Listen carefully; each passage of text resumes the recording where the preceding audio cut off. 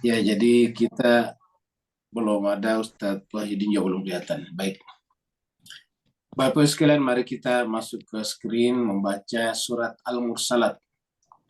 Surat Al-Mursalat ini adalah surat yang ke-77.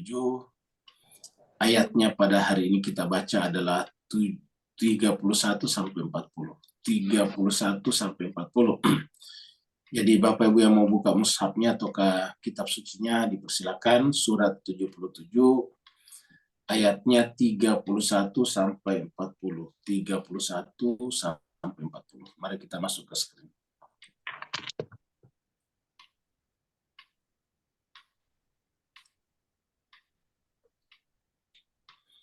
Jadi kita baca 31 sampai 40. A'udzu billahi minasyaitonir rajim. Bismillahirrahmanirrahim. أعوذ بالله من الشيطان الرجيم.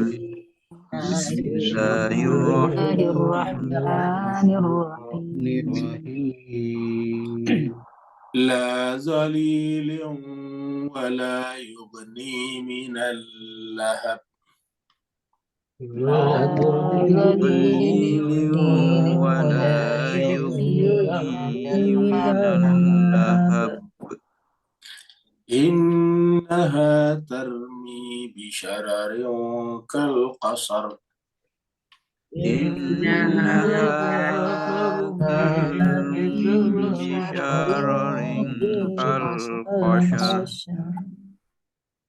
كأنه جمالة صفر. كأنه جمالة صفر. ويل يومئذ للمكذبين. ويل يومئذ للمكذبين. هذا يوم لا ينطقون. هذا يوم لا ينطقون. ولا يؤذن لهم فيعتذرون. ولا يؤذن لهم فيعتذرون. ويل يومئذ للمكذبين. ويل يومئذ للمكذبين. هذا يوم الفصل جمعناكم والأولين. هذا يوم جمعناكم والأولين. فإن كان لكم كيد فكيدون. فإن كان لكم كيد فكيدون. ويل يومئذ للمكذبين. ويل يومئذ للمكذبين.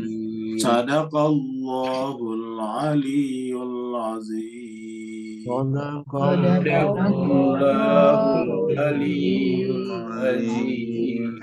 اللهم سلم وزد وبارك على رسول الله وآله الأطهار.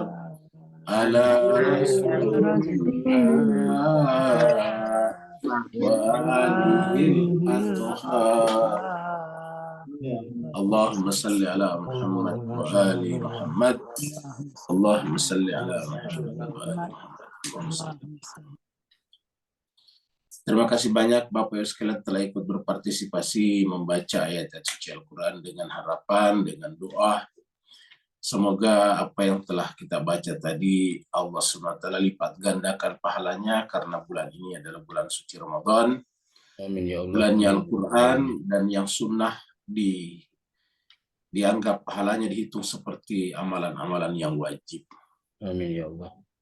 Kita sudah sampai di surat Al-Mursalat ayat 30 maksudnya. Pada hari ini kita akan lanjutkan pada ayat 31 sampai 40. Surat Al-Mursalat artinya malaikat yang diutus. Mursalat ini bentuk jamak yang malaikat yang diutus.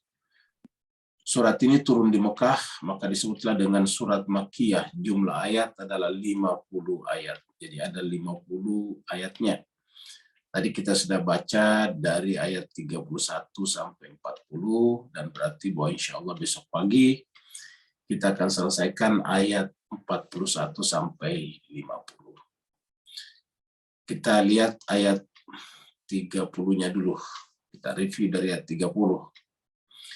Di mana Allah SWT berfirman, A'udzubillahi minasyaitonirrajim, Bismillahirrahmanirrahim. Intaliqu ila zillin dhi salasin syu'ab. Jadi intaliqu artinya pergilah. Intilaq itu artinya pergi, bertolak. Jadi intalaqa yantaliq itu artinya bertolak, ya, menuju pergi ke.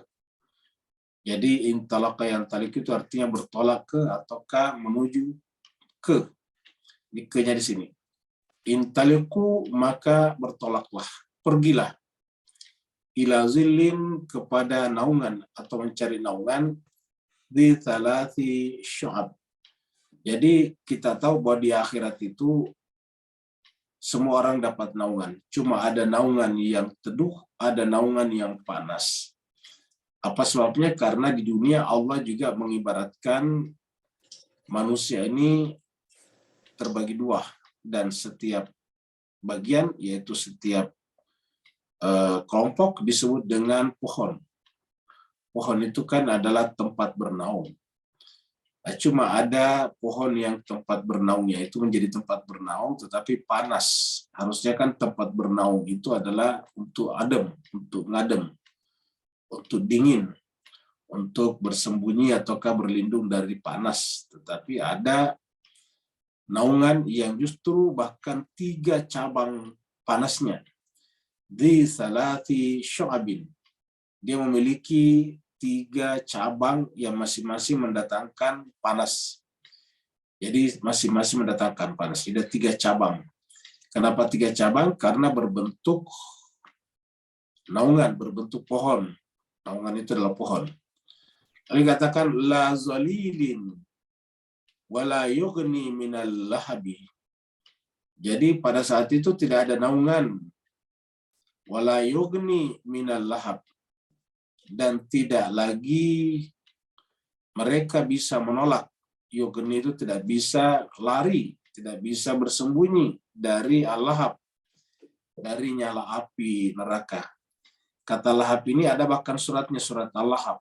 Kalau kita baca tabbat yada abi lahab, itu adalah lahap api yang menyala-nyala. Makanya disebut dengan Abu Lahab. Abu Lahab itu artinya bapaknya api karena dia penghulunya api. Namanya Abu Lahab, yang merupakan tak lain tak bukan adalah pamannya Nabi sendiri. Sampai dikatakan tabbat yada abi lahab. Abi itu Abu Lahab. Jadi la zalilin wa la yughni minal lahab.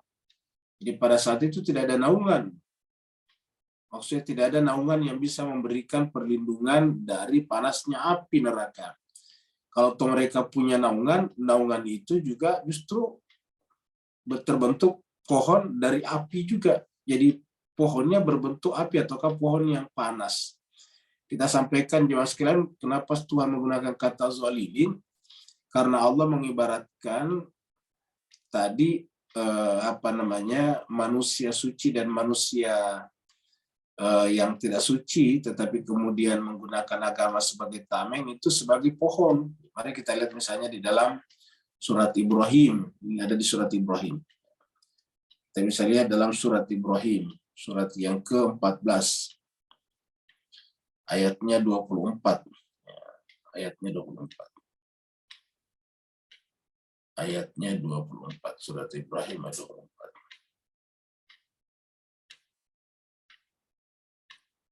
Surat Ibrahim ayatnya 24.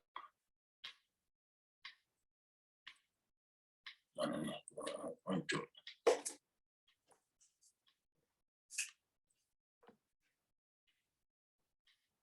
Jadi 24 ya. Mana nih? 10, 24. Ini nggak mau lagi.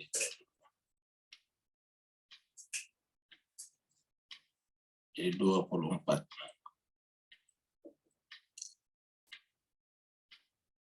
Ini dia.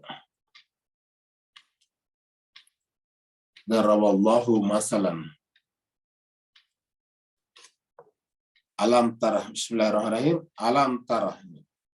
Alam tara kaifa daraballahu masalan kalimatan thayyibatan kasyajaratin thayyibatin. Jadi Allah berfirman, alam tara, apakah engkau belum melihat, memperhatikan kaifa, bagaimana daraballah, Allah membuat masalan perumpamaan. Jadi ini adalah masalan perumpamaan, misal.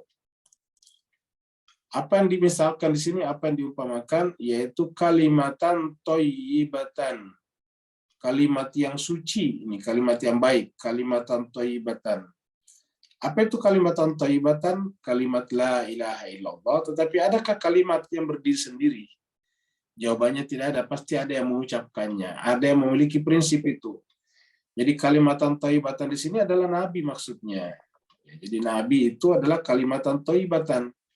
Karena Nabi itu adalah sosok yang benar-benar jiwanya tidak ada apa-apa kecuali Allah saja. Kalimatan thayyibatan. Jadi nabilah kalimatan thayyibatan. Makanya kalimat itu terkadang disebut dengan manusia dalam Al-Quran. Nabi Isa juga disebut dengan kalimat. Ismuhu Isa bin Maryam. Itu adalah kalimat juga. Bahkan nanti pemimpin terakhir dikatakan walaula kalimatun sabaqat. Kalau bukan karena kalimat yang telah Allah janjikan di awal, nah itu kalimatun sabaqat. Jadi kalimatan thayyibatan. Jadi perumpamaan kalimatan thayyibatan, atau kita artikan saja manusia suci yang jiwanya itu tidak ada lagi isinya kecuali Allah, namanya kalimat thayyibah. Jadi kalau kita belajar kalimat thayyibah itu biasa disimpulkan dengan la ilaha illallah, itu kalimat thayyibah. La ilaha illallah kalimat thayyibah itu berada bersama dengan Muhammadun Rasulullah. Karena kalimat thayyibah itu ada pada diri Muhammad, sehingga Muhammad diangkat jadi Rasul Allah, maka biasa disambung la ilaha illallah Muhammadun Rasulullah, kalimatan thayyibatan. Nah, perumpamaan kalimatan thayyibatan adalah kasyajaratin thayyibatin. Kasyajaratin thayyibatin, seperti pohon yang suci juga. Kasyajaratin thayyibatin. Asluha akarnya, ya. Bahkan kalau secara bahasa itu aslu itu artinya asal, asalnya, keasliannya. Asluha sabitun, kokoh. Kenapa kokoh? Karena dia berakar sampai kepada Nabi Adam. Nabi Adam turun-temurun sampai ke bawah. Sabitun. Wa far'uha fis sama, dan kemudian cabang-cabangnya fis sama, di langit, yaitu bersambung sampai kepada Allah Subhanahu wa taala. Disebut sabitun karena dia bukanlah pendatang baru dalam kenabian, tapi dia adalah turunan dari nabi sebelumnya sampai ke atas, sampai kepada Nabi Adam. Jadi artinya nabi yang terpelihara kesuciannya. Dari Adam itu punya 2 anak, diceritakan dalam Al-Quran. Ada yang baik, ada yang buruk. Yang buruk itu adalah Kabil, yang suci itu adalah Habil. Jadi Habil itu adalah kalimatan thayyibatannya Nabi Adam atau putra Nabi Adam yang menjadi representasi kalimatun thayyibatun.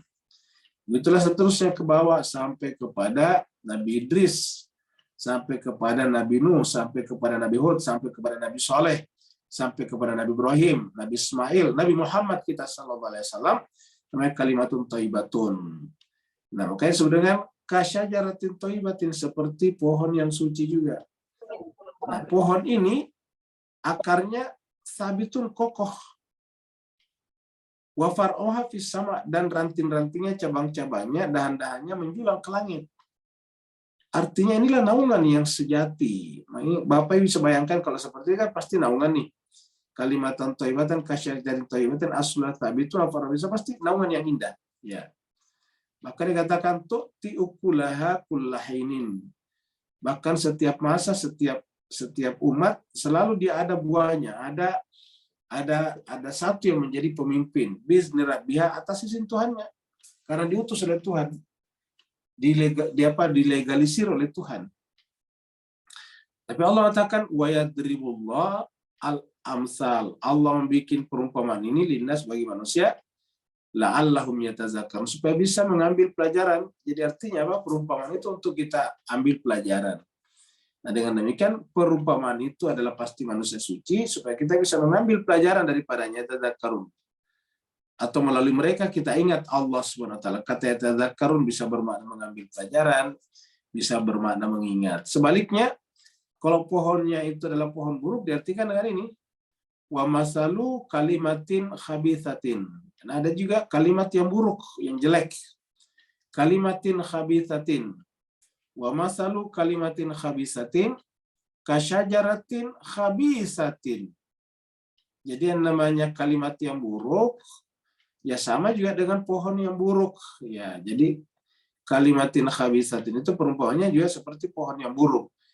Berarti juga bisa menjadi naungan, cuma naungannya namanya saya buruk justru tidak menghilangkan, tidak melindungi kita dari panas. Kenapa? Karena pohon itu sendiri adalah panas. Kasyajaratin khabithatin ijtussat min fawqil ard. Ya. Ijtussat min fawqil ard artinya akarnya tidak ada, tercerabut dari bumi, tidak punya akar. Ya. Tidak punya asal usul yang bisa ditarik ke atas sampai kepada Nabi Adam. Sehingga malaha min qarar, tidak ada sama sekali kekuatannya, tidak ada kekuatan cengkeramannya ke bumi sehingga gampang sekali roboh. Kita lihat jemaah sekalian, dinasti dalam Islam silih berganti, datang dan pergi. Ya, setelah Nabi wafat, Nabi membangun sistem kenabian, prophetic system. Tetapi kemudian ini diruntuhkan di tengah jalan, dibangunlah dinasti oleh Muawiyah. Setelah itu kemudian diruntuhkan oleh dinasti Abbasiyah dengan perang yang luar biasa. Kemudian dinasti Abbasiyah juga runtuh, lahirlah dinasti selanjutnya sampai sekarang Bapak Ibu sekalian. Kenapa silih berganti datang dan setiap pergi tidak ada bekasnya sampai sekarang? Dinasti Umayyah tidak ada lagi, bahkan keturunannya tidak ada yang mengaku keturunan dinasti Umayyah. Dinasti Abbasiyah juga begitu. Dan seterusnya. Begitu misalnya di Iran ada tadinya dinasti Pahlavi misalnya, sekarang sudah runtuh dan tidak ada lagi. Nah, tapi apa yang ada sampai sekarangnya? Ada sampai sekarang adalah keturunan Nabi yang suci yang sampai sekarang semakin berpengaruh ajarannya ke seluruh penjuru dunia. Jadi artinya apa? Ada satu pohon yang tadi dikatakan akarnya menghunjam ke bumi, akar-akarnya dahan dan rantingnya itu ke langit. Ya, yusabbitullahu alladziina aamanu bil qaul. Allah SWT memperkuat orang beriman bil qaul, dengan qaul. Apa itu qaul? Firman. Bil qauli tsabiti, dengan firman yang kuat. Itu al-qaul ats-tsabit itu apa artinya? Itu adalah Al-Qur'an. Baik yang tertulis ataupun yang berbicara. Al-qaul ats-tsabit. Al-qaul itu ucapan kalau ada yang mengucapkannya. Qaul itu kan ucapan. Disebut ucapan kalau ada yang mengucapkannya. Yang mengucapkan tadi apa? Yaitu kalimatun thayyibatun. Maka sama tadi juga, sabit juga. Ya, jadi mulai kata-kata sabit juga. Asluha sabitun tadi disebutkan. Jadi bil qauli tsabiti fil hayati dunia fil akhirat, ini berjaya di dunia dan di akhirat. Dia adalah kuat di dunia dan di akhirat. Dia bertahan sampai akhir zaman di dunia dan di akhirat. Fil hayati dunia fil akhirati wa yudillullahu zalimin. Sebaliknya orang-orang yang zalim dia tersesat. Siapa orang zalim tadinya? Yaitu yang disebut tadi dengan syajaratun khabithatun, dan orang-orang yang bernaung di bawahnya. Jadi yang disebut dengan az-zalim di sini adalah pohon yang diumpamakan tadi dengan buruk, ya, kalimatun khabisatun kasyajaratin khabisatin. Nah, mereka itu disebut dengan zalim. Kenapa? Karena dia melepaskan diri daripada pohon yang suci, bahkan berusaha untuk menumbangkan pohon yang suci itu, tetapi tidak pernah bisa. Dalam Al-Quran dikatakan, yuridullahu liyutfi'u nurallah biafwahihim wallahu mutimmu nurihi walau karihal kafirun.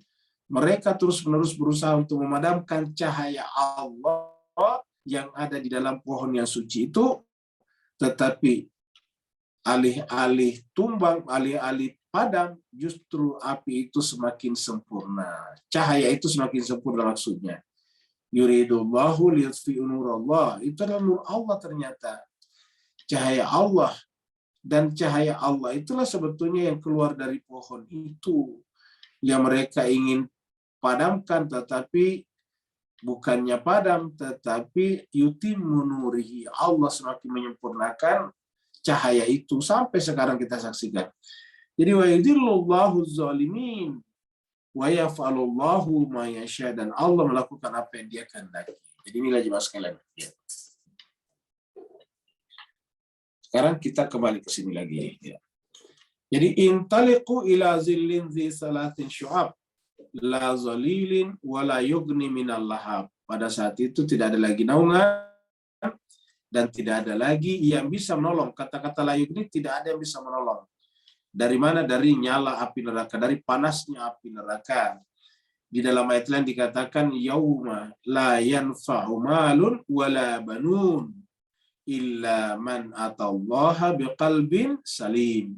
Pada saat itu tidak berguna lagi anak-anak dan harta benda. Yang berguna pada saat itu adalah orang yang datang kepada Allah biqalbin salim, yang datang kepada Allah dengan kalbu yang tenang, yang damai. Jadi Bapak sekalian, intinya manusia itu kalbunya, hatinya.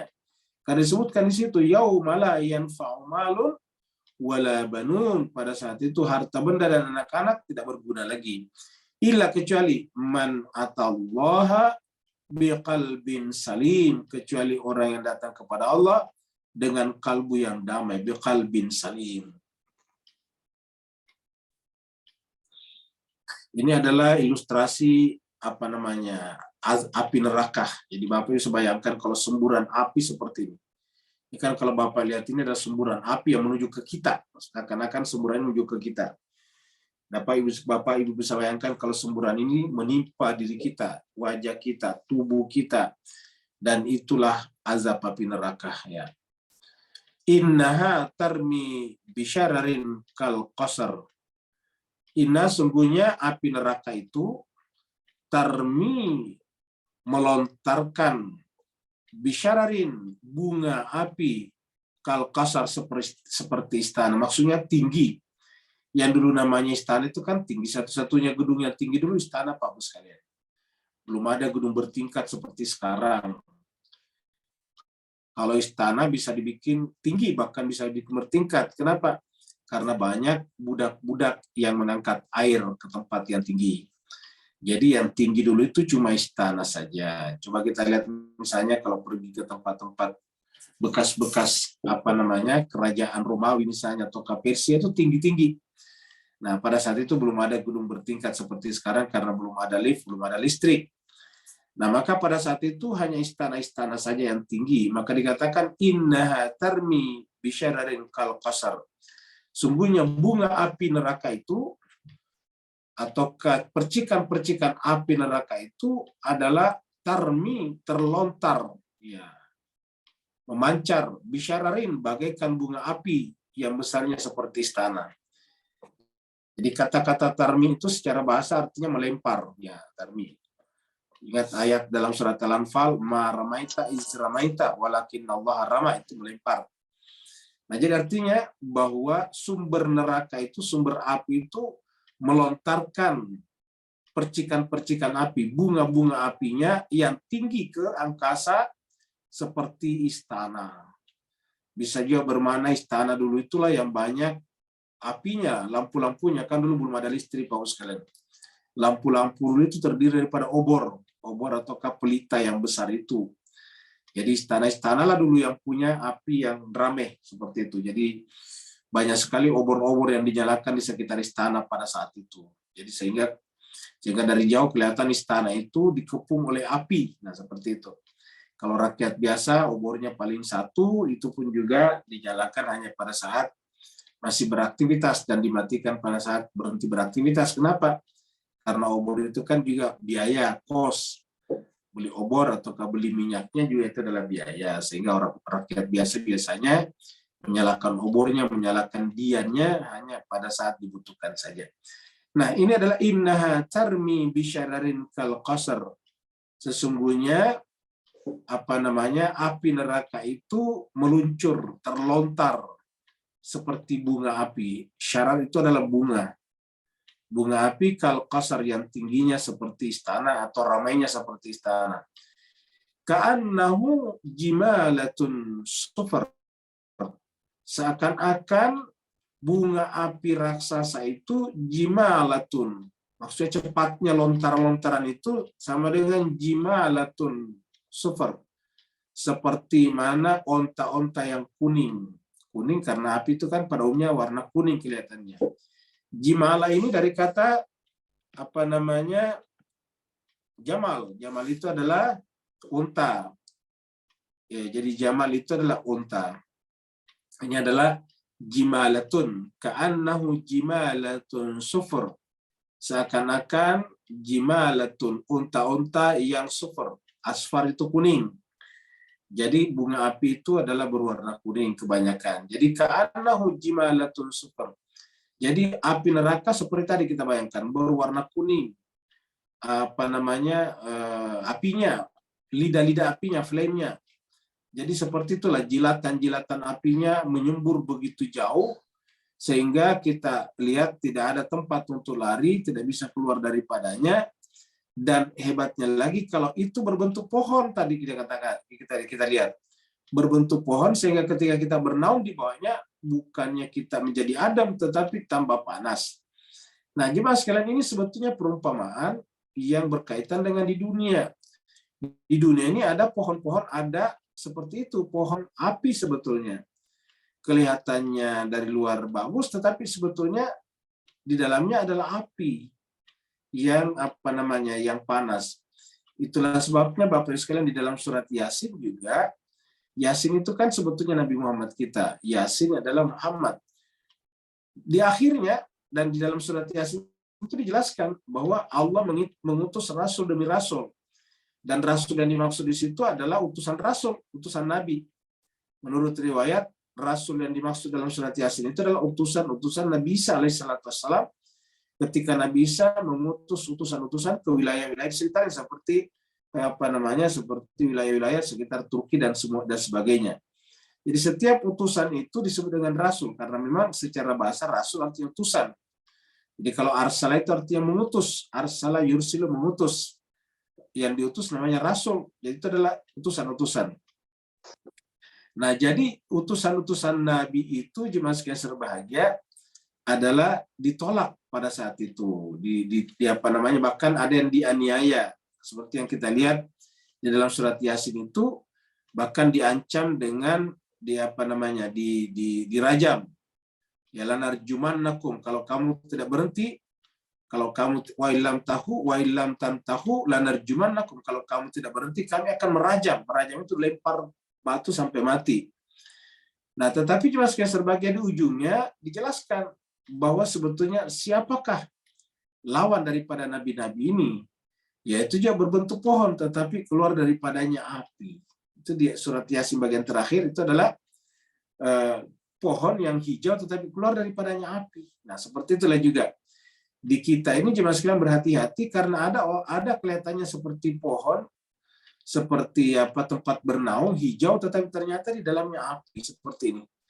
Ya, mereka itu adalah bunga apinya seperti istana. Kok kenapa seperti istana? Qasar itu kan istana, Pak Buya. Di bahasa Arab itu al-qasr itu artinya istana, qasr. Ya. Al-qasr atau kasrun itu adalah istana. Bisa juga bermakna seperti istana karena memang mereka membangun istana-istana. Ya, jadi mereka ini kan membangun istana-istana yang mewah, yang megah, yang ketika Nabi merintis agama ini, Nabi sebagai pemimpin kan adalah sekaligus ditunjuk langit. Jadi pemimpin manusia harusnya ditunjuk langit, itulah Nabi. Dan kita lihat Nabi memberikan contoh sederhana. Istananya adalah masjidnya, rumahnya cuma nebeng di masjid. Rumahnya cuma bersambung dengan masjid, cuma kamar. Jadi rumahnya Nabi itu adalah sebetulnya masjid. Cuma ada kamar yang bersambung dengan masjid. Nah, kamar yang bersambung dengan masjid itulah tempatnya Nabi. Luar biasa jemaah sekalian. Dan kalau Nabi menerima tamu-tamu negara, terimanya di masjid. Jadi di masjid terimanya, di pusat masjid itu adalah istananya Nabi. Tapi belakangan dinasti-dinasti itu, mulai daripada dinasti Umayyah, itu kemudian mereka bikin istana-istana sampai sekarang. Ya, istana-istana itu dibikin. Pada zamannya Saddam Hussein, istananya terbuat dari emas. Ya, sampai sekarang. Dan banyak kita kagum dengan istana seperti itu. Padahal sebetulnya apa? Itu adalah kekayaan rakyat yang ditarik, yang disedot, dibuat bermewah-mewah seperti itu. Dan kita saksikan setelah kemudian dinasti itu runtuh, ya terlantar. Terakhir-terakhir ini salah satu yang disorot adalah kapal pesiarnya Saddam Hussein dulu yang sekarang sudah tenggelam, sudah sudah karam. Ya, padahal tadinya itu adalah kapal mewah yang namanya Al-Mansur. Jadi kapal pesiarnya Al-Mansur. Ya, ornamen-ornamennya di dalam pakai emas, tapi sekarang di mana? Ya, Saddam Hussein-nya juga sudah dihukum gantung, kapalnya tapi begitulah. Manusia cenderung membangun dinasti-dinasti bermewah-mewah, padahal itu sebetulnya adalah uang masyarakat, Bapak Ibu jemaah sekalian. Tapi sayangnya kita manusia sering tertipu, kagum dengan hal seperti itu. Padahal di balik itu ada kejahatan. Untuk mempertahankan itu mereka tidak segan-segan membunuh, membantai dan sebagainya. Maka oleh sebab itulah Allah memberikan penjelasan di sini bahwa ada pohon itu yang sebetulnya menyembur daripadanya api. Baru kenapa menyebut Kalkasar seperti istana? Ya, kenapa tidak seperti misalnya menyebutnya seperti gunung yang tinggi kalau misalnya tinggi? Kenapa Kasar? Karena memang mereka membangun istana-istana. Nabi tidak pernah mencontohkan membangun istana-istana sebetulnya. Istana-istana itu bangunan raja-raja, bangunan orang-orang yang mengklaim bahwa satu wilayah besar itu adalah miliknya secara turun-temurun. Jadi innaha tarmi bisyararin kal qasr ka'annahu jimalatun sufar. Mereka itu seperti onta-onta yang kuning. Perlu kita sampaikan Pak sekalian, kenapa menggunakan kata onta-onta yang kuning? Karena onta-onta yang kuning juga itu adalah kendaraan-kendaraan mewahnya para petinggi-petinggi kerajaan pada saat itu. Pada saat Sayyidina Utsman mengangkat Muawiyah menjadi gubernur di Damaskus ataukah sekarang namanya Suriah, Dimashq. Apa yang dilakukan di sana? Membangun istana yang mewah, mengumpulkan harta benda yang banyak, yang nanti digunakan untuk membayar orang-orang untuk mendukung dirinya. Makanya nanti pada saat ketika Sayyidina Utsman bin Affan itu terbunuh, lalu kemudian masyarakat memilih secara aklamasi Sayyidina Ali bin Abi Thalib sebagai Khalifah Rasyidin yang keempat, Khulafaur Rasyidin yang keempat, maka kemudian siapa yang bergerak untuk melawan Ali? Padahal Sayyidina Ali itu bukan mengangkat dirinya, dia tidak mengajak orang bermusyawarah. Mereka melihat bahwa setelah Sayyidina Utsman terbunuh, senior sekarang yang tersisa, tokoh yang berjuang bersama Nabi sekarang yang tersisa tinggal Sayyidina Ali. Maka mereka kemudian memilih Sayyidina Ali bin Abi Thalib. Tapi apa yang terjadi? Yang terjadi adalah bersifat syirik kepada Ali. Ali tahu bahwa banyak, terutama tokoh-tokoh kalangan atas, elit-elit ini tidak suka pada dirinya. Karena Ali sudah melihat ada upaya membangun dinasti besar, kerajaan besar. Jadi ada upaya untuk menyeret Islam ini kembali menjadi seperti kerajaan Romawi, kerajaan Persia, kerajaan Yunani, kerajaan Mesir kuno dulu, kerajaan Mesopotamia seperti itu.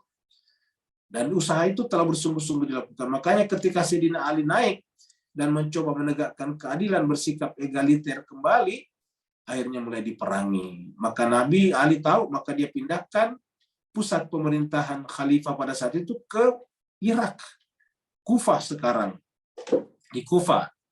Tindakan ke sana. Tapi apa yang terjadi jauh sekali? Lahirlah perang Jamal. Gagal perang Jamal, lahirlah perang Siffin yang diinisiasi oleh Muawiyah. sehingga kemudian terjadi pertumpahan darah di antara umat Islam sendiri. Perang saudara pertama terjadi pada perang Jamal dan perang Siffin, Bapak Ibu sekalian.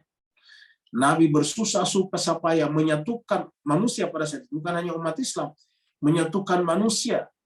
Nabi menghindari pertumpahan darah. Nabi membangun sebuah sistem tatanan yang baru. Tetapi kemudian muncul istana-istana jemaah sekalian yang diwariskan secara turun-temurun kepada keturunannya. Ketika ada kelompok lain yang merasa iri hati, dibantailah penduduk istana itu, dibangun istana baru, dibangun kerajaan baru, namanya dinasti Abbasiyah. Kita gabung dengan Abbasiyah, padahal anak-anak Harun al-Rasyid itu membunuh di antara mereka. Bacalah sejarah Pak Ibu sekalian, apa yang terjadi antara Al-Amin dan Al-Ma'mun dan sebagainya. Mereka perang saudara di antara mereka. Begitulah seterusnya, pembunuhan demi pembunuhan. Padahal Nabi diutus adalah untuk menghentikan perebutan kekuasaan di antara manusia ini yang selalu menimbulkan malapetaka yang luar biasa. Karena begitu terjadi perpecahan nantinya, kerajaan terbagi dua, saling berperang di antara mereka. Ada dua anaknya raja berperang, masing-masing dibagi dua lah wilayah itu. Dua kerajaan besar saling berperang satu sama lain. Dan yang korban adalah rakyat yang tidak tahu, yang terpaksa diseret untuk berperang, karena kalau mereka menolak, mereka akan disiksa bahkan dibunuh. Maka kata para filosof, orang-orang yang berperang itu sebetulnya adalah orang yang tidak perang. Demi orang-orang yang berperang tapi tidak ikut terlibat dalam perang. Itu para filosof mengatakan seperti itu. Artinya para filosof menyindir para raja-raja yang tidak ikut berperang, sementara menyuruh rakyat berperang, padahal rakyat dengan rakyat negara lain tidak tahu menahu masalah. Sehingga dikatakan orang-orang yang berperang adalah orang sejatinya tidak berperang. Tentara sana dengan tentara sini tidak tahu menahu masalah sebetulnya Pak Ibu sekalian. Ya, yang punya masalah siapa? Ya pemimpinnya. Tetapi pemimpinnya tidak ikut dalam peperangan itu, hanya menyuruh jenderalnya saja, menyuruh panglimanya saja untuk turut berperang. Panglima mengumpulkan rakyat untuk ikut berperang. Rakyat meninggalkan anaknya, meninggalkan istrinya, meninggalkan propertinya, pergi berperang pada sesuatu yang dia tidak ketahui. Kalau dia tidak ikut, mereka dibunuh. Inilah yang terjadi sepanjang sejarah Bapak Ibu sekalian. Itulah sebabnya lalu kemudian para ilmuwan, para saintis, para filosof kemudian mencoba membuat gagasan supaya dibikin sebuah sistem pemerintahan yang tidak lagi bergantung pada sistem kerajaan. Maka lahirlah sistem demokrasi, lahirlah revolusi Prancis. Jadi sebetulnya spirit atau roh revolusi Prancis itulah sebetulnya yang terjadi pada zaman Nabi Muhammad kita sebetulnya Pak Ibu sekalian. Kalau kita lihat apa spirit, apa roh daripada revolusi Prancis, ada 3. Yaitu yang pertama adalah egaliter, yaitu semua orang sama di depan hukum. Yang kedua adalah fraternite, yaitu adalah persaudaraan. Semua orang merasa bersaudara, tidak ada ras bersaudara. Orang tidak dilihat berdasarkan kulitnya, berdasarkan suku bangsanya, berdasarkan agamanya, tidak, fraternite. Yang ketiga adalah liberté, yaitu bebas. Orang memiliki kebebasan. Satu-satunya yang membatasi kebebasan orang adalah hak orang lain. Nah inilah jemaah sekalian, dan ini sebetulnya diperjuangkan Nabi pada zaman dahulu kala. Jadi Nabi ketika muncul memperjuangkan 3 ini, yaitu fraternite yaitu persaudaraan, egalite persamaan. Ketika ada seorang Quraisy atau ada seorang elit di Madinah yang kemudian meledekin Bilal. Bilal itu adalah dari Afrika, warna kulitnya hitam. Lalu menyebut Bilal itu dengan macam-macam, seperti kurma yang kering kata dia. Itu Nabi marah. Paksa orang itu harus minta maaf kepada Bilal. Itu adalah namanya egalite. Ya, begitu juga pada saat Nabi ingin mencari muazin, yang dicari adalah Bilal bin Rabah. Ya. Kenapa bukan yang lain? Padahal ini muazin ini kan adalah mewakili Tuhan sebetulnya kan sebetulnya azan itu panggilan Tuhan, tetapi Rasulullah memilih Bilal bin Rabah untuk menunjukkan egalitarianisme, untuk menunjukkan semua orang sama. Begitu ya tadi ketika elit masyarakat Quraisy merendahkan Bilal, dipaksa minta maaf, itu menunjukkan persaudaraan. Bahkan ketika Nabi sampai ke Madinah Yastrib, kita tahu yang pertama dilakukan Nabi adalah mempersaudarakan setiap orang Mekah dan orang Madinah, orang Muhajirin dan Ansar. Jadi dipersaudarakan. Jadi namanya fraternity. Dan lalu kemudian semua orang bebas melakukan apa saja selama tidak melanggar hukum yang telah disepakati bersama. Dan Nabi sampai di sana untuk menunjukkan liberty itu, yang pertama dibikin adalah konstitusi negara. Dan para ahli mengatakan inilah konstitusi negara tertulis pertama yang dibuat oleh manusia, yang disebut dengan Sahifah Madinah, Piagam Madinah.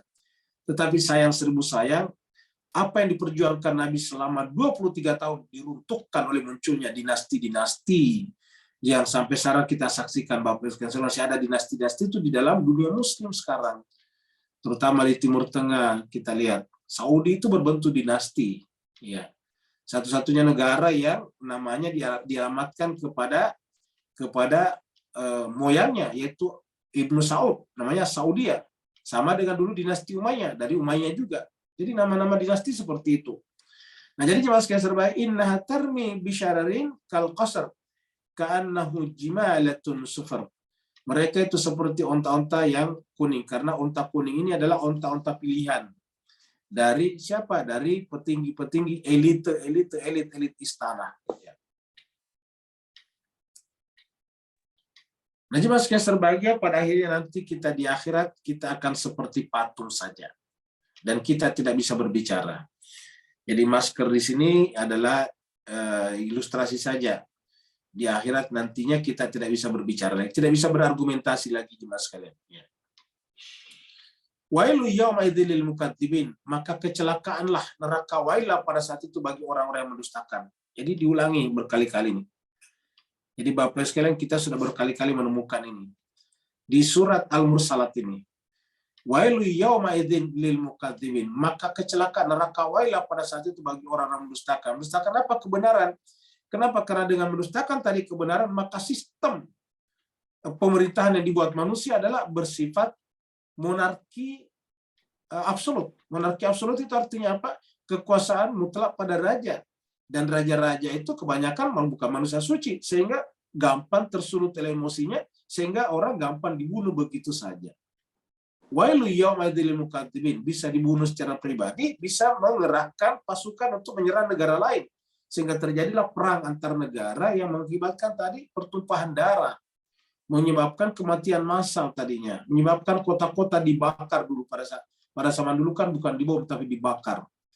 Jadi itu yang terjadi. Wailu yauma idzil lil mukadzibin. Jadi begitu mendustakan manusia suci, malapetaka yang terjadi. Malapetaka terhadap siapa? Terhadap kemanusiaan. Wailu yauma idzil lil mukadzibin, maka neraka wailah pada saat itu bagi orang-orang mendustakan. Hada yaumu la yantiqun. Inilah hari di mana pada saat itu kita tidak mampu berbicara lagi. Ini la yantiqun, tidak bisa berbicara. Ini yantiqun ini berbicara. Nataka yantiqu kita sampaikan berbicara dalam pengertian berdasarkan susunan logika. Ingat, kalau kita berbicara itu sebetulnya menggunakan akal. Karena pada saat kita berbicara, kita menentukan mana subjek, mana predikat. Ya, mana fiil, mana fa'ilnya, mana maf'ulnya.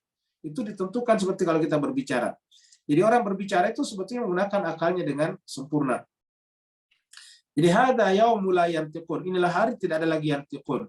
Dari kata-kata yantiqun itu lahirlah kata-kata mantik, ilmu logika atau logik dalam bahasa Arab itu namanya mantik. Nabi Muhammad dikatakan wa ma yantiqu anil hawa in huwa illa wahyun yuha. Nabi itu tidak berbicara lagi berdasarkan hawa nafsunya, illa in huwa illa wahyun yuha, kecuali bahwa yang disampaikan Nabi itu adalah wahyu yang diwahyukan kepadanya. Apa sebabnya? Hawa nafsu lawannya adalah wahyu. Jadi selama kita tidak kembali kepada Al-Quran, mohon maaf, beribu maaf Bapak sekalian, berarti keberagaman kita masih mengikuti hawa nafsu kita. Kita mengikuti saja Al-Quran membahas ini masih sangat kita tergoda oleh kepentingan-kepentingan subjektif kita. Apalagi kalau kita sama sekali tidak membahas Al-Quran. Karena Al-Quran mengatakan wa ma yantiqu anil hawa in huwa illa wahyun yuha. Hanya satu cara untuk menghindari hawa nafsu, yaitu mengikuti wahyu. Seperti itu dalam surat An-Najm. Nah, hadza yaumul la yantiqun. Pada saat ini, hari ini di akhirat di hadapan Allah, orang tidak bisa lagi berbicara. La yantiqun. Di surat Yasin dikatakan pada saat itu, nakhtimu, kami tutup mulut mereka biafwahim wa tukallimuna aydihim wa tashhadu arjuluhum. Maka berbicaralah kepada kami tangan-tangan mereka dan bersaksilah kaki-kaki mereka. Seperti itu. Jadi pada saat itu mulut-mulut itu dibungkam seperti tadi pakai masker. Kita seperti patung saja di sana, tidak bisa berbuat apa-apa lagi. Hadza yaumul la yantiqun. Ini juga jemaah sekalian berbahagia adalah ilustrasi tidak bisa lagi berbicara pada saat itu. Jadi pada saat kita dibangkitkan nanti di pada mahsyar, postur tubuh kita ini Bapak lihat ini postur tubuhnya seperti apa namanya, seperti kawat-kawat. Nah, di akhirat itu postur tubuh kita dibentuk dari mana? Dibentuk dari amal ibadah kita di dunia. Jadi kalau ternyata Bapak bisa lihat di sini gambar ini manusia bisa dibikin dari garis-garis. Ini kan cuma garis-garis Pak sekalian. Coba perhatikan ini. Ya ini kan cuma garis-garis nih. Ya. Garis-garis demikian rupa sehingga membentuklah postur manusia seperti ini. Ya. Nah, di akhirat itu postur kita bukan terbuat dari garis-garis, tapi terbuat dari amal-amal perbuatan kita di dunia, ibadah kita di dunia. Maka siapa yang melakukan amal soleh, maka tentu tubuhnya indah, karena amal soleh artinya amal yang indah. Siapa melakukan ibadah kepada Allah, maka dia tubuhnya akan bercahaya, menjadi apa namanya, menjadi halus. Kenapa? Karena cahaya itu kan halus, ya lembut. Maka begitulah nanti postur kita di akhirat. Jadi kita di sana terbuat daripada amal perbuatan kita. Kalau amal perbuatan kita buruk, maka tubuh kita juga adalah buruk. Kalau tubuh kita di dunia memiliki sifat-sifat hewani, maka tubuh kita di akhirat juga adalah berbentuk hewani juga. Tapi apapun di sana kita tidak bisa berbicara lagi. Apa sebabnya? Kita seperti dipakein masker. Wala yu'dzanu lahum fayatazirun. Pada saat itu la yu'dzanu, tidak diizinkan lagi lahum bagi mereka. Ya. Untuk apa? Untuk berkata-kata, untuk berargumentasi pada saat itu. Fayatazirun, agar mereka bisa membuat alasan-alasan. Jadi pada saat itu tidak diizinkan mereka untuk berbicara. Supaya apa? Supaya mereka mau kalau dia berbicara mereka mengeluarkan pendapat. Pendapat dalam pengertian menyampaikan alasan-alasan dibuat-buat. Pada saat itu tidak bisa. Jadi di hadapan Allah kita tidak bisa membuat-buat alasan. Kita tidak bisa membuat alibi. Kita tidak bisa berdalih. Ya. Kita tidak bisa membuat alasan-alasan yang dibuat-buat pada saat itu. La yu'dzanu, kata tidak diizinkan artinya ditutuplah kebebasan pada saat itu. La yu'dzanu lahum fayatazirun. Kenapa ditutup kebebasan pada saat itu, tidak ada izin? Ya karena mereka di dunia telah menyalahgunakan kebebasan yang Allah berikan kepadanya dengan memilih bernaung di bawah pohon yang buruk tadinya. Itu kan hanya kita bisa memilih pohon thayyibah ataukah pohon khabithah kalau kita punya kebebasan untuk memilih. Ya, jadi kebebasan kepada kita itu dikatakan dalam surat Al-Insan yang kita sudah lewati, imma syakira wa imma kafura. Imma syakir artinya terserah mau bernaung di bawah pohon yang suci, wa imma kafura, atau bernaung di bawah pohon yang buruk. Ya, kalau bernaung di bawah pohon yang buruk, semua sifat-sifat buruk ada di sana. Kufur, munafik, syirik, dan sebagainya ada di sini. Nah, sedangkan kalau kita kalimatun thayyibatun, ya semua sifat-sifat baik ada di sana. Murah senyum, gampang memberi, berpikir untuk memberi, bukan berpikir untuk menerima. Kan ada orang berpikir untuk meminta, memberi, menerima dan menerima. Tidak pernah berpikir untuk memberi. Ya, jadi yang namanya orang beriman dan beramal saleh itu selalu berpikir untuk berbagi, berpikir untuk memberi. Makanya sudah kan amal saleh. Ya. Nah, sedangkan kalau yang pohon yang buruk hanya berpikir untuk menerima, berpikir untuk mengambil, sehingga kerjanya adalah merampas, merampok dan sebagainya. Jadi wala yu'zanu lahum fayatazirun wailun yauma idzil lil mukadzibin. Coba diulangi lagi Pak sekalian. Wailun yauma idzil lil mukadzibin. Jadi diulangi berkali-kali kata-kata ini. Kenapa diulangi berkali-kali? Karena itu jemaah sekalian. Begitu banyaknya orang tidak memahami betapa bahayanya menolak manusia suci di dunia ini. Karena menolak manusia suci kan berarti kita kotor, Pak sekalian. Saya kira sederhana logikanya. Begitu kita menolak kebaikan kan berarti kita buruk. Begitu kita menolak kebersihan kan berarti kita kotor. Begitulah juga, maka orang-orang yang mendustakan kebenaran, orang mendustakan insan kamil, pada dasarnya adalah orang-orang yang kotor. Orang yang menolak untuk bernaung di bawah pohon thayyibah pada dasarnya adalah orang yang bernaung di bawah pohon yang khabithah. Nah, pada saat itu kita semuanya berjalan menuju ke satu tempat. Ini ilustrasi. Kita semuanya berjalan menuju ke satu tempat seperti ini. Ya, berjalan menuju satu tempat dan berkumpul di sana. Hada yaumul fasli jama'nakum wal awalin. Inilah hari di mana pada saat itu diambil keputusan. Kita sudah terangkan dulu keputusan menggunakan kata al-fasl. Fasl ini secara bahasa artinya kelas. Karena kelas itu dibagi-bagi berdasarkan tingkatan, kelas 1, kelas 2, kelas 3, kelas 4. Jadi hada yaumul fasl. Dan pada saat itu tidak ada orang yang tidak bisa hadir di sana. Jama'nakum, kami kumpulkan kalian semuanya, wal awali, mulai daripada orang-orang awal. Jadi orang-orang yang mendahului kita sejak zamannya Nabi Adam sampai sesaat sebelum kita lahir, semuanya berkumpul di sana. Jama'nakum wal awalin, kita semuanya berkumpul di pada mahsyar. Dan hari ini pasti akan datang Bapak-Ibu sekalian. Kenapa? Karena waktu itu berjalan begitu cepatnya. Kita rasa-rasanya baru masuk di tahun 2023 dengan tahun barunya, tanpa terasa pekan depan kita sudah masuk bulan April lagi. Sekarang kita sudah berada di akhir bulan Maret. Begitu cepatnya. Kita baru rasanya berpuasa tahun lalu, hari ini kita sudah berpuasa lagi. Begitu cepatnya. Artinya apa?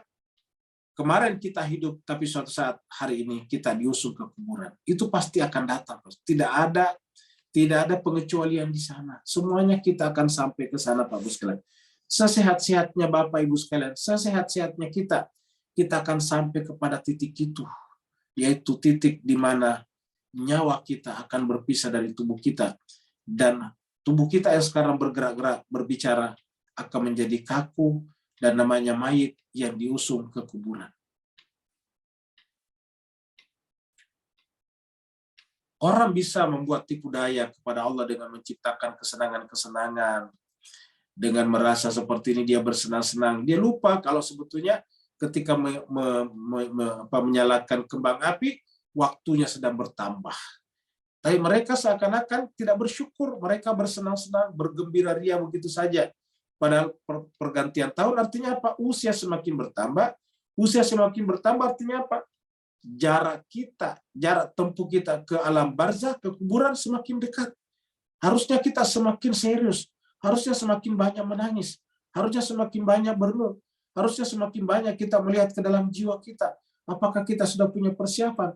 Fa in kana lakum kaidun fakidun. Fa in kana lakum kaidun. Kalau kalian mampu menciptakan tipu daya, maka fakiduni. Apa artinya fakiduni? Tipu dayailah aku, kata Tuhan. Ini ni-nya di sini ada ya di belakangnya sini. Aku ya. Yang tidak ditulis dibuang namanya, ya-nya dibuang. Mahzuf. Jadi fakiduni artinya tipu dayalah aku. Artinya apakah bisa kita mentipu daya Tuhan? Tentu tidak bisa. Maksudnya di sini, kalau kalian punya tipu daya, buatlah tipu daya untuk melawan hukum-hukumku, untuk melawan ketetapanku, bahwa kalian tambah lama tambah tua, kalian tambah lama tambah akan mendekati kematian. Itu maksudnya. Adakah di antara kalian yang bisa menciptakan tipu daya yang bisa menyebabkannya lolos daripada kematian? Jawabannya tidak ada. Tidak ada. Sekali lagi, tidak ada. Maka apa yang terjadi? Wailu yauma idzil lil mukadzibin. Maka celakalah pada hari itu orang-orang yang mendustakan kebenaran. Jadi Bapak Ibu sekalian, berapa kali dalam 10 ayat ini, kalau tidak salah tadi ada 3 kali muncul kata wailu yauma idzil lil mukadzibin. Ada 3 kali. Wailu yauma idzil lil mukadzibin. Untuk mengingatkan kita wail. Dan yang namanya wail Bapak Ibu sekalian, yang tertimpa wail itu bukan hanya orang yang tidak salat, orang salat pun juga. Kalau dia salat baru mendustakan, ya masuk neraka juga. Makanya di dalam surat Al-Ma'un kan wailun ja, fawailun lil mukadzib, fawailun lil musallin. Neraka bagi orang yang salat. Jadi orang salat pun bisa wail Bapak Ibu sekalian. Banyak orang salat tetapi wail. Ya, kenapa? Coba kita lihat. Ara'aita alladzi yukadzibu bid-din, fadzalikal ladzi yad'ul yatim wa la yahuddu 'ala ta'amil miskin. Apakah kamu sudah melihat orang mendustakan agama? Yaitu orang-orang yang menghardik anak yatim, tidak memberi makan orang miskin. Bapak Ibu sekalian, menghardik anak yatim saja sudah cukup disebut pendusta agama, apalagi menyebabkan keyatiman. menciptakan peperangan tadi kan melahirkan keyatiman, apalagi yatimnya Nabi, cucunya Nabi. Pada saat keluarga Nabi dibunuh satu persatu, lahir anak-anak yatim dari mereka, Pak Ustaz. Dan siapa yang bunuhnya? Orang-orang yang mengaku dirinya Islam, yang membangun dinasti-dinasti tadinya. Ketika Imam Hasan Sayyidina Hasan diracun, anaknya jadi yatim. Ya. Ketika Sayyidina Ali dibacok kepalanya di bulan Ramadan, anaknya jadi yatim. Ketika Sayyidina Hussein dibunuh di Karbala, anaknya jadi yatim. Kalau menghardik saja anak yatim sudah disebut dengan mukadzibin, pendusta agama, yukadzibu bidin, bagaimana pula kalau sudah mendatangkan keyatiman? Begitu juga tidak memberi makan kepada orang miskin. Ya tidak diberi makan, coba kita lihat. Al-Husain, cucu Nabi, tidak diberi makan beberapa hari di Karbala sebelum dibunuh dengan cara dibantai. Jadi ini berbicara bukan hanya orang non-Islam, tapi ini orang Islam. Fawailul lil musallin. Kecelakaanlah neraka wailah orang-orang yang salat. Tetapi dia adalah mukadzibu biddin. Dia adalah pendusta agama. Ya. Nah mereka ini beragama nanti hanya riya saja. Dibagus-bagusin bacaannya biar didengar orang. Ya, raun. Mereka hanya pengen dilihat. Fawailul yaumaidin fawailul lil musallin alladzina hum an shalatim sahun alladzina hum yuraun. Mereka hanya pengen dilihat. Nah, Bapak Ibu sekalian, mudah-mudahan ayat-ayat ini mengingatkan kita kepada diri kita masing-masing tentang penyakit mukadzibin ini. Supaya jangan sampai kita terhindar daripada penyakit ini, sehingga kita benar-benar bisa menterapi, bisa mengobati diri kita dengan bulan Ramadan ini, melalui bulan suci Ramadan ini, jemaah sekalian. Maka kita berharap kalau kita berpuasa, maka kita harus niatkan puasa kita ini, Ramadan kita, nanti berpuncak pada malam-malam Lailatul Qadar, di mana pada saat itu kita mohon kepada Allah, kita berdoa kepada Allah agar menentukan yang terbaik bagi kita semuanya. Apa yang terbaik bagi kita? Yaitu ketika kita menyadari kesalahan kita, dan apa kesalahan terbesar? Yaitu mendustakan kebenaran, agar setelah Ramadan ini kita benar-benar kembali kepada naungan kebenaran, naungan pohon suci tadi, sehingga ketika kita meninggal dunia kita berhak mendapatkan syafaat daripadanya. Walafu minkum, kalau benar itu dari Allah, kalau ada kekurangan dan kehilafannya adalah dari kekurangan dan kehilafan Al-Faqih sendiri, mohon dimaafkan. Yang mau bertanya dipersilakan.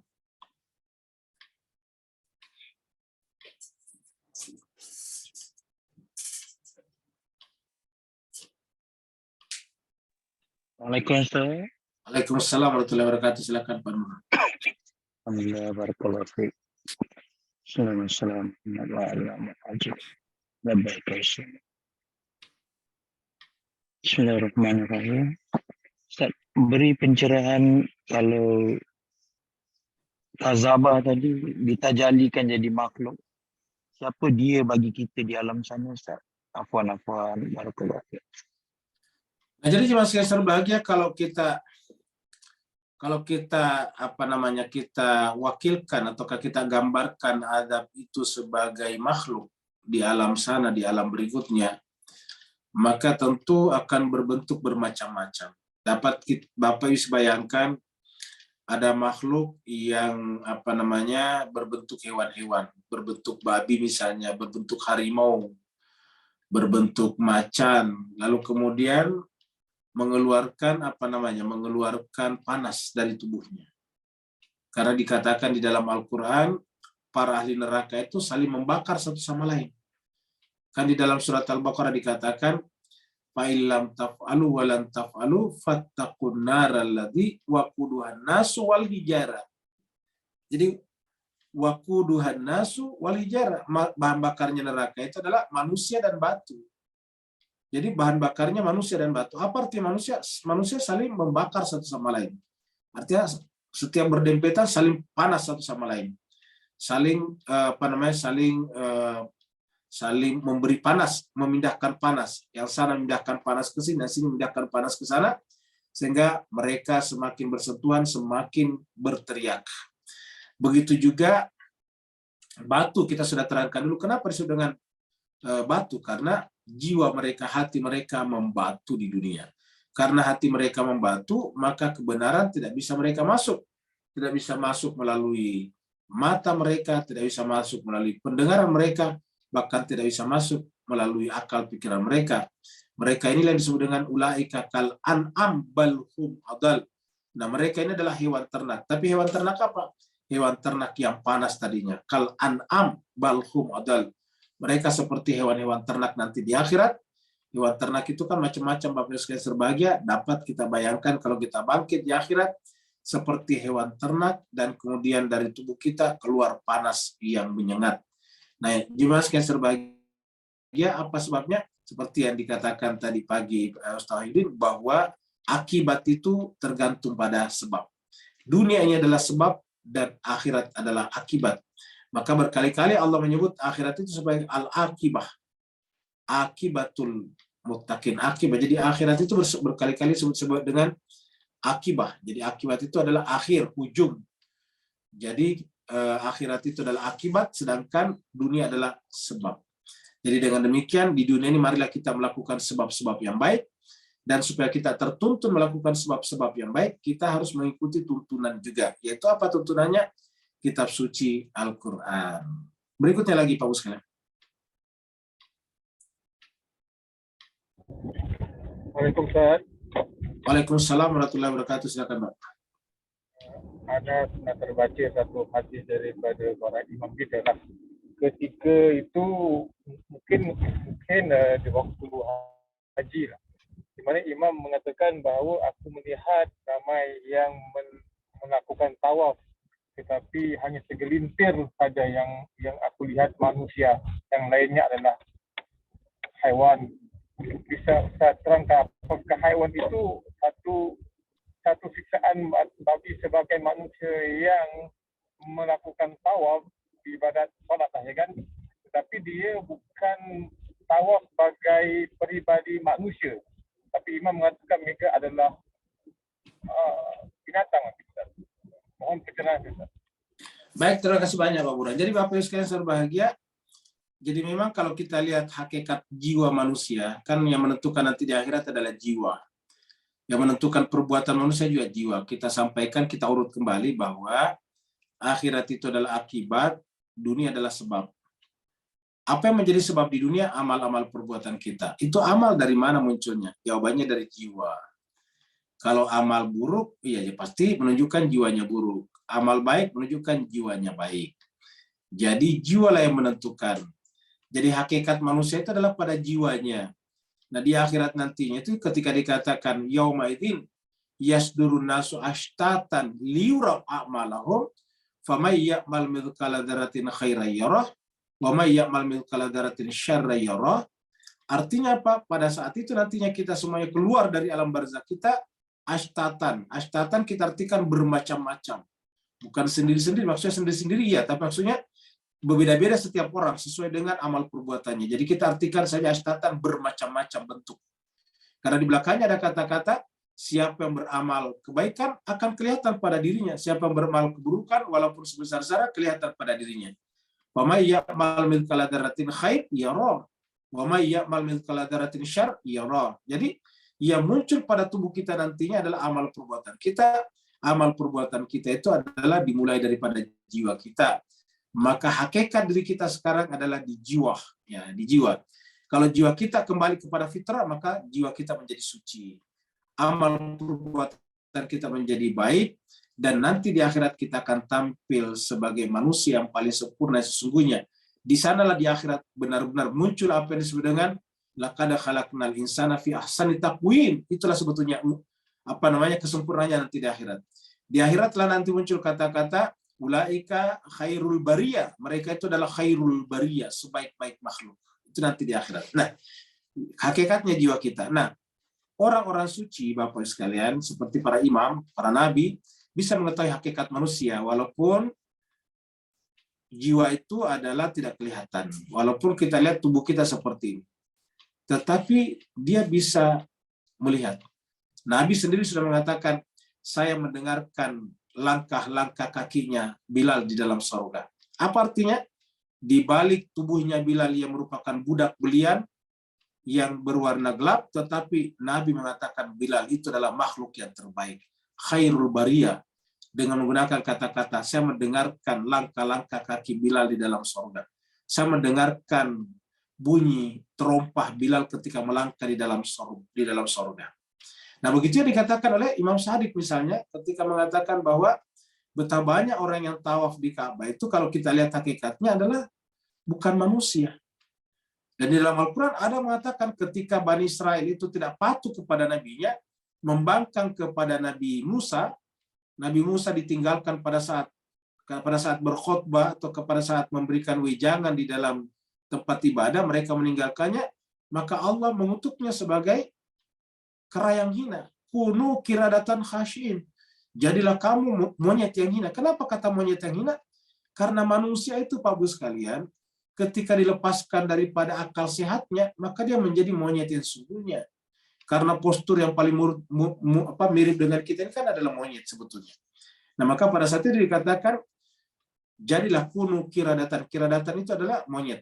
Khasyin yang hina. Ya. Nah, Imam Ja'far mengatakan, Sayyidina Ja'far mengatakan bahwasanya pada saat orang tawaf, seandainya kamu bisa melihat, orang tawaf itu tidak sedikit diantaranya adalah menggunakan postur-postur monyet. Secara zahir, mata lahirnya kita lihat manusia, tetapi secara batin mereka adalah hewan-hewan yang hina. Ada orang mengatakan, saya tidak percaya pernyataan kamu, wahai Imam Ja'far Shadiq. Imam Ja'far Shadiq mengatakan, kamu mau buktikan? Dia bilang, mau ya wahai Imam. Nah, sekarang sini wajahnya diusap. Begitu diusap, dia melihat, baru dia berteriak. Ketakutan menyaksikan orang-orang tawaf di sana. Dan Bapak Ibu sekalian, kalau kita mau jujur, sebetulnya cobalah kita lihat ya orang-orang yang berumrah sekarang, berhaji sekarang. Kalau kita periksa hati-hati mereka, coba apa benar banyak dia, apakah benar semuanya tulus semata-mata qurbatan ilallah, semata-mata untuk menjadi haji mabrur, untuk menjadi umrah yang maghfurah. Tidak sedikit di antaranya datang ke sana hanya untuk meraih predikat-predikat supaya disebut Tuan Haji, Pak Haji, disebut Bu Haja kalau di Indonesia, jemaah sekalian. Supaya nanti kalau ada kawinan disuruh duduk di depan. Kalau ada acara angkutan di mobil disuruh duduk di kursi paling depan. Kenapa? Karena dia adalah Bu Haji, Pak Haji, Tuan Haji, dan sebagainya. Nah, jemaah sekalian berbahagia, ini banyak yang seperti ini terjadi. Tentu tidak semua haji begitu, ada yang haji bagus ya, tapi maksudnya jemaah sekalian, tidak sedikit orang pergi ke sana hanya semata-mata untuk mendapatkan predikat prestise, ya, untuk mendapatkan prestise saja. Padahal sebetulnya kita datang ke sana supaya kita nanti kembali kalau kita haji menjadi haji mabrur. Itulah sebabnya jemaah sekalian, kalau orang pulang dari haji dipanggil haji supaya diingatkan, Pak, Bu, Bapak, Ibu adalah haji, harus menyebarkan kebajikan. Karena mabrur itu artinya tersifati sifat-sifat albir. Ingat, apa itu albir? Laisal bir antuallu juhakum kibalal masyriq wal maghribi. Albir inilah yang orangnya disebut dengan albar, bentuk jamannya al-abrar. Dan kita minta mati wa tawaffana ma'al abrar. Orang albir inilah yang seperti disebutkan di dalam surat Al-Insan, memberikan makanan yang disukainya, sehingga di tempat lain dikatakan lan tanalul bir hatta tunfiqu mimma tuhibbun. Bukanlah albir namanya ketika kamu belum mampu memberikan harta yang paling kamu cintai. Lan tanalul bir hatta tunfiqu mimma tuhibbun. Sebelum kamu mampu menginfakkan, membelanjakan harta yang paling baik di jalan Allah Subhanahu wa taala. Itu albir namanya. Nah, jemaah sekalian, apakah kita berhaji sudah seperti ini? Apakah kita berumrah sudah seperti ini? Tentu kita jujur belum. Kenapa kita mengatakan jujur belum? Supaya kita ada keinginan untuk memperbaiki diri kita. Jadi seperti itulah Pak Burhan. Sehingga ini adalah merupakan wejangan untuk diri-diri kita masing-masing, terutama Al-Fakir sendiri, agar pada saat kita nanti pergi berhaji ataukah pergi berumrah lagi, benar-benar kita datang kepada Allah menangis untuk meratapi dosa-dosa dan kesalahan-kesalahan kita sebelum kita dipanggil kepada Allah SWT dan dibangkitkan dengan bentuk-bentuk yang mirip dengan hewan-hewan yang hina. Berikutnya lagi. Assalamualaikum Ustaz. Waalaikumsalam. Silakan Pak Nur. Ustaz, mafhum mukhalafahnya bolehkah kita simpulkan kalau agama itu jadi sempurna sebagai nikmat terbesarnya melalui pengangkatan seorang imam tadi? maka tak ada celaka lagi besar kecuali dengan tidak berwilayah, mengiktiraf serta mengikuti dan bersama dengan imam tadi. Afwan Ustaz, maaf sebatin semua. Baik, terima kasih banyak Pak. Jadi jelaskan kalau kita mengambil kata-kata wailu yauma idzin lil mukadzibin. Wailu yauma idzin lil mukadzibin. Celakalah, nerakawailah pada saat itu bagi orang-orang mendustakan.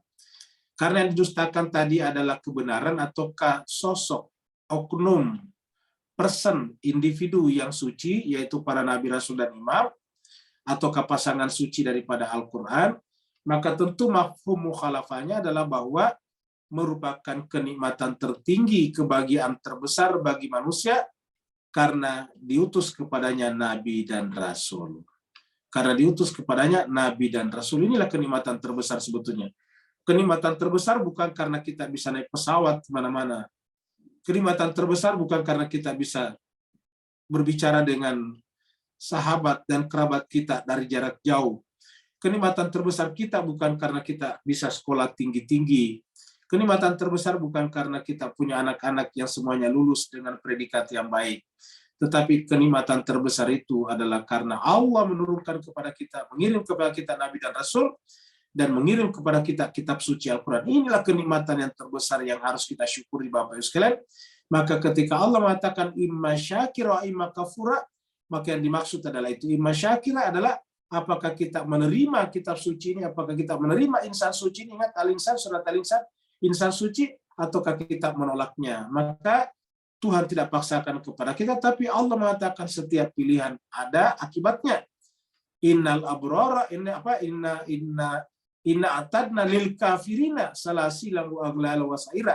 Kepada orang yang kufur, yang menolak, kami janjikan belenggu-belenggu dan rantai-rantai dan dengan api yang menyala-nyala. Tapi sebaliknya, innal abrara, kalau dia bersyukur, maka artinya dia berada di bawah naungan daripada al-abror, manusia yang sempurna tadi. Maka innal abrara yashrabuna min ka'sin kana midajuha kafura. Itu yang terjadi jemaah sekalian. Jadi mafhum mukhalafah daripada kata-kata wailu yaumadzil lil mukadzibin adalah bergembiralah kita yang mendapatkan nabi dan rasul dari Allah SWT dan mengenalinya sebagai sosok suci yang kepadanya kita berharap untuk mendapatkan nanti syafaatnya di akhirat, dan melaluinya lah kita menerima kitab suci Al-Quran yang kita berjanji untuk pelajarinya setiap saat. Bahkan bulan Ramadan ini adalah merupakan bulan kita nanti berikrar, terutama pada malam Lailatul Qadar. Pada malam Lailatul Qadar kita mengangkat di atas kepala kita Al-Quran. Kita letakkan di atas kepala kita, baru kita menyebut nama-nama yang suci itu. Setelah kita menyebut nama Allah, nama Nabi, dan nama-nama suci itu, maka kita berjanji untuk menjadikan Al-Quran sebagai junjungan kita. Bapak Ibu sekalian, kalau tidak ada lagi pertanyaan, kita akhiri sampai di sini. Waalaikumsalam Ustaz. Mohon Ada? Ustaz. Silakan Pak Kamal, Mohon, silakan Ustaz. Pak. Ya, silakan. Mohon Ustaz ini penjelasannya. Sejauh mana kebenaran bahawa setiap orang Islam atau Muslim akan berkesudahan dengan syurga Ustaz? Maksudnya sebesar mana dosa ataupun seberat mana kesilapan di dunia akan tetap mendapat syafaat di Rasulullah Ustaz dan berkesudahan dengan syurga. Mohon penjelasan Afwan. Baik, Bapak Ibu sekalian berbahagia, jadi kita harus mendefinisikan Muslim itu seperti apa. Jadi hadis itu bahwa setiap Muslim pasti masuk surga, saya kira benar, asalkan yang benar-benar Muslim, Pak Kamal ya. Apa itu Muslim? Dimulai dari kata-kata ya ayyuhalladzina amanu taqullaha haqqa tuqati wa la tamutunna illa wa antum muslimun. Nah, itu dia Muslim. Jadi yang dimaksud setiap Muslim masuk surga seperti itu.